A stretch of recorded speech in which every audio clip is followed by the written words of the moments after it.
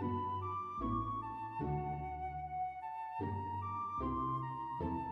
welcome back. To make this green tea tart, start by adding some matcha Oreos and scraping the filling and setting them aside. And you can use any type of biscuit you like, it doesn't have to have filling, that's just what I have. And then take the biscuit pieces and crush them up finely. Place this in a bowl and add the melted butter and mix well. Press this down into a tart case and then place in the fridge until the filling is ready.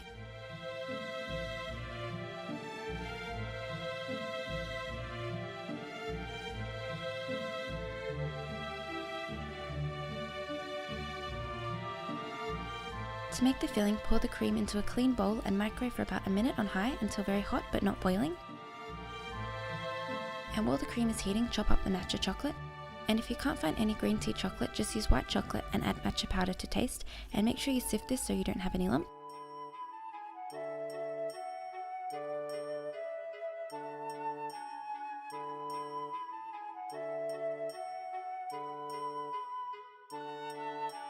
And I'm now adding the biscuit filling here, but if you didn't have this or you don't want to, that's fine. And then stir this until the mixture is nice and smooth. And then pour into a tart case and place in the fridge until set.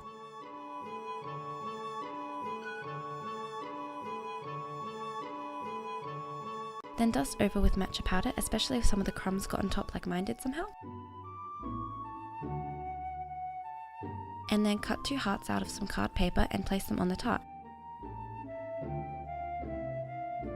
Take some cocoa powder and gently sift this over the half of the tart, covering the hearts.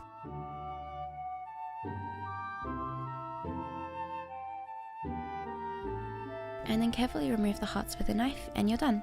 Thank you for watching this video, I hope you enjoyed, and don't forget to subscribe for more sweet treats. See you next week.